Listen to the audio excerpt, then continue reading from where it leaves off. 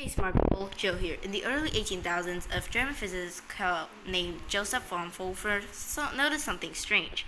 He was looking at sunlight and as it passed through a prism and spread out on a wall, when he realized part of the rainbow was missing. All throughout the spectrum from red to violet, there were dark lines where there should have been colors.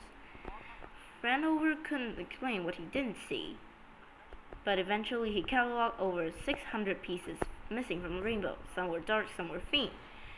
They look like a barcode, and it's a way that exactly where they are. Deciphering all these little gaps in the rainbow would reveal a hidden story that will eventually allow scientists to unlock many secrets of the universe. And this is how they did it, and how you can do it too. Bright music. The scientists who cracked Fraunhofer's code were named Gustav Kurl and Robin Bunsen. Yes, that's Bunsen. And just as you expect, they were burning stuff. Kirchhoff and Bunsen were fascinated about how different elements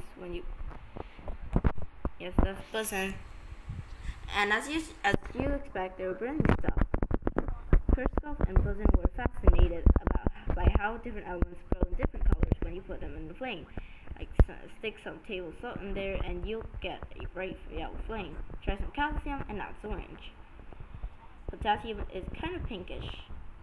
Now to study the light from these flames more precisely, they came up with an instrument called a spectroscope.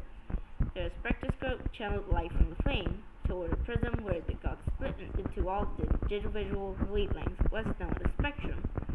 Then was looking another tube where they can look through and measure the result. When they looked closer, the colorful chemical flames at their spectroscope, they saw narrow bands of light at specific wavelengths, and no two elements produced the same pattern of bands. This pattern of colors seemed to be kind of or fingerprints for each element. For instance, sodium has a distinct yellow line. Lithium creates its bright red line, while strontium is red and more. And we're able to see calcium strong lines in green and red, though it shines many other weaker ones that we can't see. Then in 1859, these two scientists made the discovery that Fraunhofer's code.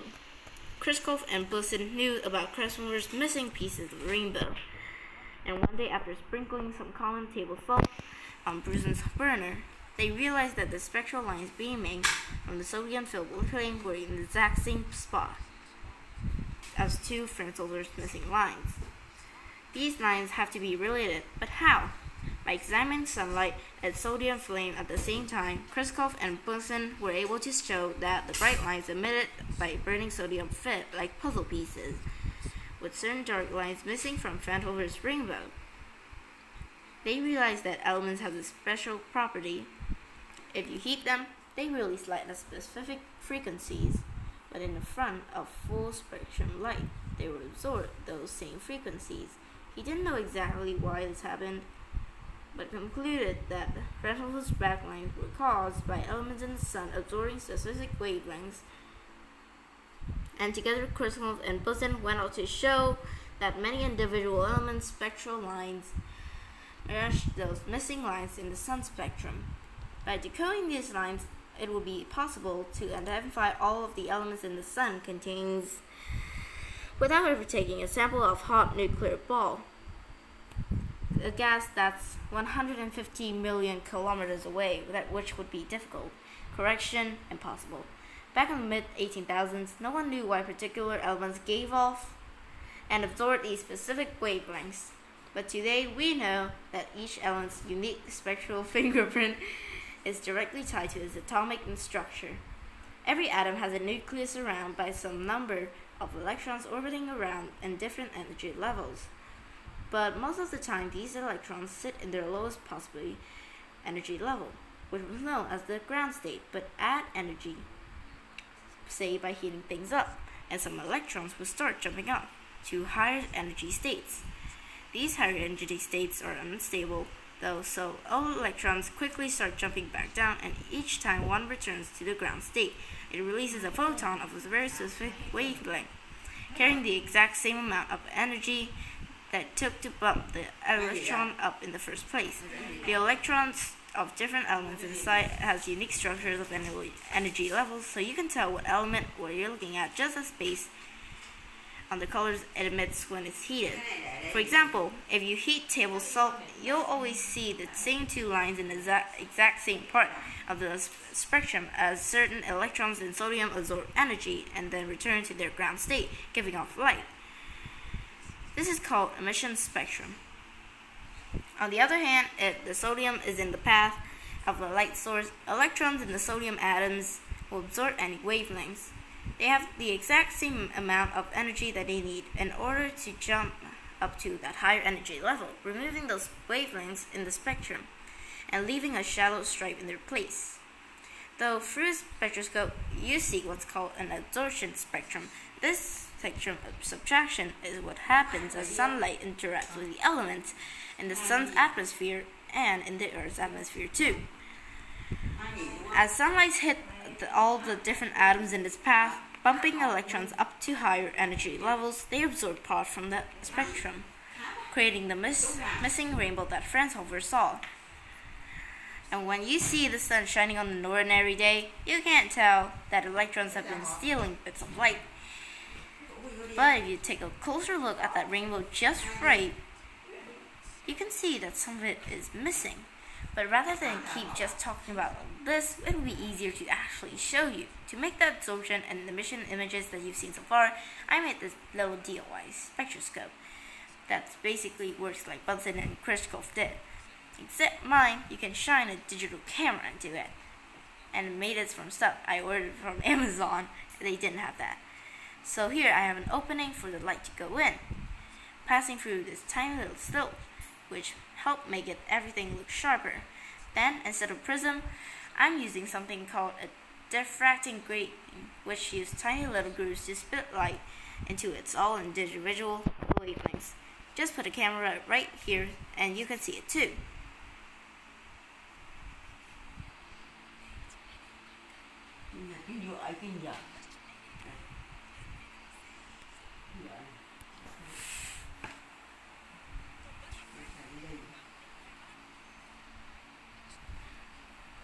And you can see it too. Okay, so I want to check out those lines in the sun. But by the way, if you can do this on your own, never ever point to your spectroscope or your eyes directly at the sun. I'm just gonna point mine at this white thing that has sunlight bouncing off it. It's very bright. There's my rainbow, and you can see there are dark lines running through it. This is what Fraunhofer saw over 200 years ago, and thanks to Kirchhoff and Bunsen, we can actually decode these lines now. So these really dark ones you see are those are hydrogen lines. The sun is mostly hydrogen, so we have a lot of absorption there, and here's sodium. The dark line is yellow. It's actually two lines really close together, but we don't have enough resolution to make out both of them. Anyway, there are a lot of lines here, and if we're able to look at through a higher grade spectroscope, we actually see hundreds and hundreds of them. They are not all different elements, most of them are from different energy levels, just in a few elements. If we're to sit and decode all these lines, we could actually figure out every single element that's in the sun. What else you're going to be looking at? Many light sources around us reveal secrets through the spectroscope. Fluorescent light bulbs appear white, but reveal specific emission lights instead of a continuous spectrum. Sodium vapor street lamps emit the characteristic sodium line, and neon signs give off the particular emission lines of this noble gas. The amazing thing about spectroscopy is that we can use this to look at stuff that's around us or across the galaxy. Well, not with our spectroscope. We need a better one. And in principle, it's true. Now that we know the different prints of elements and compounds, physics basically becomes chronology. Based on the pattern of lines, we can decode what stuff is made in all over the universe. And in some cases, code breaking uncovers some pretty mind-blowing truths. For instance, back in 1912, American astronomer Vestal Silver was studying on the spectrum of a fuzzy little spot in the sky that he called the Andromeda Nebula. It was absorption spectrum, and it has much of the same dark lines Franzover had seen in our sun spectrum. But the weird thing, they weren't quite in the right place. They were all shifted toward to the blue end of the spectrum. The only explanation Sulfur came up with was whatever he was looking at to be moving. Because they were moving towards the Earth as it radiated light, the wavelengths would bunch up and appear bluer as they actually were. It kind of a Doppler effect. Based on how much the lines were shifted, Sulfur can even tell how fast Andromeda was moving towards us, and the answer was ridiculously fast, something like 300 kilometers in a second. Now, after that, Sulfur turned his stethoscope to a bunch of other fuzzy spots in the sky. He still didn't know what they are, but there was something weird about them too. Compared to the sun, their spectral lines were all shifted to the red end of the spectrum, which seems to suggest there were a bunch of fuzzy objects in space hurtling away from the Earth. Sulfur didn't realize it at the time, but this was the first hint that the universe is expanding. Those fuzzy spots, what he was calling nebulas, were actually far galaxies. About a decade after Sulfur, Aldrin Hubble realized that the farther away a galaxy was, the faster it was moving away from us. And he concluded that the only way that makes sense was the entire universe was expanding. The key to discovery was encoded in those same missing lines Franzover spotted in the sun spectrum 100 years earlier. Today, this missing rainbow code is even helping us in our search for life beyond Earth. As exoplanets cross in front of their stars, we can look at their starlight that filters through the exoplanet's atmosphere. New dark lines will appear in the star spectrum as the planet crosses in front, and they correspond to the elements and chemical compounds in the planet's atmosphere. Some of those could hold signs of life.